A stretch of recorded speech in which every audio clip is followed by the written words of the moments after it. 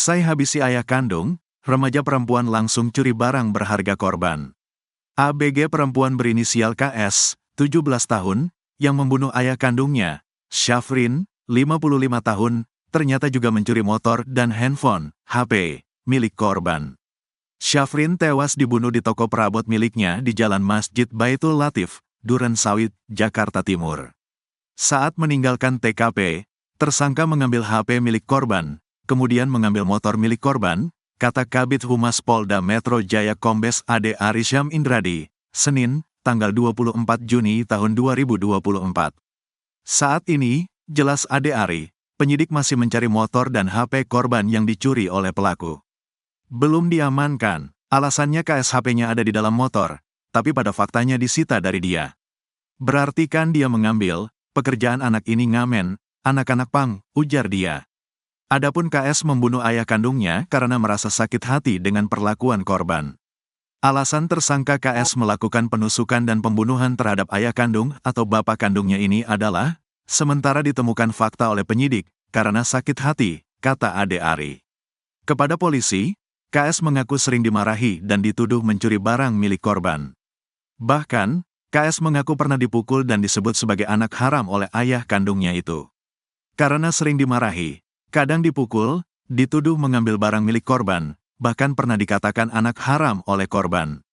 Ini berdasarkan keterangan tersangka, ungkap Ade Ari. Meski demikian, Ade Ari menuturkan penyidik masih mencocokkan pengakuan KS dengan keterangan saksi-saksi dan bukti yang ditemukan. Tentunya keterangan tersangka itu tidak berdiri sendiri rekan-rekan. Sekali lagi harus dikaitkan atau dibuat match atau dibuat harus sesuai dengan barang bukti, keterangan saksi, serta alat bukti yang lain, ujar dia. Jasad korban pertama kali ditemukan oleh karyawan toko berinisial I pada Jumat, tanggal 21 Juni tahun 2024, malam sekitar pukul 20 waktu Indonesia Barat. Ketika itu I hendak masuk ke toko perabot milik korban. Namun, rolling door toko tersebut dalam kondisi terkunci. I kemudian mengajak karyawan lainnya untuk membuka paksa toko. Mereka pun mendapati Syafrin dalam kondisi tidak bernyawa. Setelah berhasil dibuka, digerinda, menyenggol kaki korban. Nah, akhirnya ditemukan ada seorang laki-laki berusia 55 tahun inisial S meninggal dunia di atas tempat tidur, luka tusuk di dada, menggunakan kaos kuning, kata Ade Ari.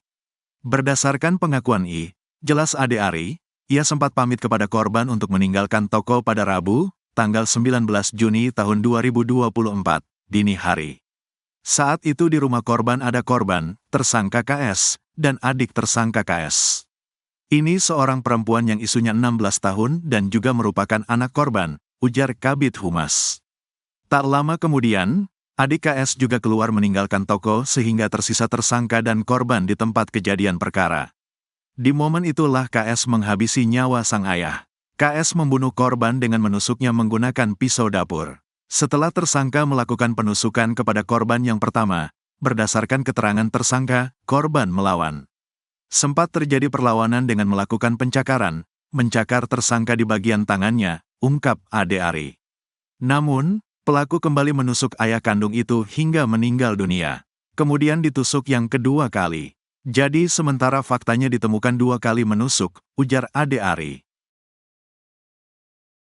Bos perabot tewas di tangan putri kandungnya gegara kesal sering dimaki. ABG perempuan berinisial KS, 17, sempat berpura-pura tidak tahu bos perabotan sekaligus ayah kandungnya, Syafrin, 55, tewas dibunuh. Padahal, KS merupakan sosok yang tega menghabisi nyawa ayah kandungnya itu. KS membunuh Syafrin di toko perabot milik korban di Jalan Masjid Baitul Latif, Durensawit, Jakarta Timur. Tersangka saat itu dengan alasan dapat informasi bapaknya meninggal, akhirnya datang, kata Kabid Humas Polda Metro Jaya Kombes Ade Arisyam Indradi, Senin, tanggal 24 Juni tahun 2024. Ade Ari mengungkapkan, KS berdalih baru mengetahui sang ayah meninggal dunia setelah mendapat kabar dari temannya. Betul, itu betul, berdasarkan informasi dari penyidik seperti itu, dia berpura-pura tidak tahu. Alasannya mendapat informasi dari temannya bahwa bapaknya meninggal, ungkap Kabid Humas. Adapun KS membunuh ayah kandungnya karena merasa sakit hati dengan perlakuan korban. Alasan tersangka KS melakukan penusukan dan pembunuhan terhadap ayah kandung atau bapak kandungnya ini adalah, sementara ditemukan fakta oleh penyidik karena sakit hati, kata Ade Ari. Kepada polisi, KS mengaku sering dimarahi dan dituduh mencuri barang milik korban. Bahkan, KS mengaku pernah dipukul dan disebut sebagai anak haram oleh ayah kandungnya itu. Karena sering dimarahi, kadang dipukul, dituduh mengambil barang milik korban, bahkan pernah dikatakan anak haram oleh korban. Ini berdasarkan keterangan tersangka, ungkap Ade Ari.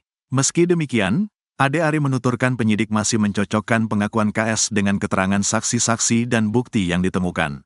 Tentunya keterangan tersangka itu tidak berdiri sendiri rekan-rekan. Sekali lagi harus dikaitkan atau dibuat match atau dibuat harus sesuai dengan barang bukti, keterangan saksi, serta alat bukti yang lain, ujar dia. Jasad korban pertama kali ditemukan oleh karyawan toko berinisial I pada Jumat, tanggal 21 Juni tahun 2024, malam sekitar pukul 20 waktu Indonesia Barat. Ketika itu I hendak masuk ke toko perabot milik korban. Namun, rolling door toko tersebut dalam kondisi terkunci. I kemudian mengajak karyawan lainnya untuk membuka paksa toko. Mereka pun mendapati Syafrin dalam kondisi tidak bernyawa. Setelah berhasil dibuka, digerinda, menyenggol kaki korban. Nah, akhirnya ditemukan ada seorang laki-laki berusia 55 tahun inisial S meninggal dunia di atas tempat tidur, luka tusuk di dada, menggunakan kaos kuning, kata Ade Ari. Berdasarkan pengakuan I, jelas Ade Ari, ia sempat pamit kepada korban untuk meninggalkan toko pada Rabu, tanggal 19 Juni tahun 2024, dini hari. Saat itu di rumah korban ada korban, tersangka KS, dan adik tersangka KS. Ini seorang perempuan yang isunya 16 tahun dan juga merupakan anak korban, ujar Kabid Humas. Tak lama kemudian, adik KS juga keluar meninggalkan toko sehingga tersisa tersangka dan korban di tempat kejadian perkara. Di momen itulah KS menghabisi nyawa sang ayah. KS membunuh korban dengan menusuknya menggunakan pisau dapur. Setelah tersangka melakukan penusukan kepada korban yang pertama, berdasarkan keterangan tersangka, korban melawan. Sempat terjadi perlawanan dengan melakukan pencakaran, mencakar tersangka di bagian tangannya, ungkap Ade Ari. Namun, pelaku kembali menusuk ayah kandung itu hingga meninggal dunia. Kemudian ditusuk yang kedua kali. Jadi sementara faktanya ditemukan 2 kali menusuk, ujar Ade Ari. Polisi menangkap 2 orang pelaku penusukan seorang pria di Duren Sawit, Jakarta Timur, Sabtu, 22 Juni 2024. Kapolsek Duren Sawit AKP Sutikno mengatakan, pelaku yang ditangkap tersebut merupakan kakak beradik yang merupakan anak kandung dari korban berinisial S. Sesuai hasil interogasi sementara bahwa kedua pelaku merupakan anak kandung korban almarhum S, ujar Sutikno dalam keterangan tertulis, Minggu, 23 Juni 2024. Sutikno menjelaskan, kejadian bermula saat pelaku K dan P mencuri uang milik sang ayah, S. Kemudian, S yang memergoki 2 anaknya sedang mencuri itu dan langsung memarahi mereka. Karena merasa sakit hati dimarahi, kedua pelaku lantas menusuk sang ayah kandung yang menyebabkan korban tewas di tempat. Pelaku K mengakui telah menusuk korban S menggunakan sajam sehingga mengakibatkan korban meninggal dunia, ungkap Sutikno. Diberitakan sebelumnya, seorang pedagang perabot berinisial S ditemukan tewas dengan luka tusukan benda tajam di dalam tokonya yang berada di kawasan Duren Sawit, Jakarta Timur, Sabtu, 22 Juni 2024, dini hari. Kapolres Metro Jakarta Timur Kombes Pol Nicholas Ari Lilipali membenarkan adanya peristiwa tersebut.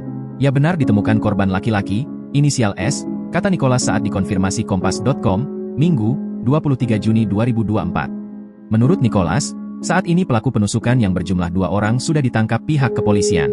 Pelaku 2 orang perempuan, yakni K dan P, kata Nicholas. Penangkapan kedua pelaku dilakukan kurang dari 24 jam oleh gabungan tim di Treskrimum Polda Metro Jaya bersama, tim Opsnal Polres Jaktim, dan tim Opsnal Polsek Duren Sawit. Selanjutnya, pelaku K dan P diamankan oleh tim gabungan di Mapolda Metro Jaya untuk menjalani pemeriksaan lebih lanjut. Sebelumnya korban yang merupakan warga Pejaten Timur, Pasar Minggu, Jakarta Selatan tersebut ditemukan tewas bersimbah darah di dalam kiosnya, Jumat, 21 Juni 2024, malam sekira pukul 23 waktu Indonesia Barat. Korban pertama kali ditemukan oleh seorang pedagang tisu yang hendak mengambil barang dagangannya yang dititipkan kepada korban. Saat itu, si pedagang tisu datang menghampiri kios S. Namun, saat datang ternyata kios dalam kondisi terkunci dan terlihat gembok terpasang dari luar. Korban memang sudah beberapa hari tidak terlihat berjualan di kios yang sudah disewanya selama 2 bulan terakhir tersebut.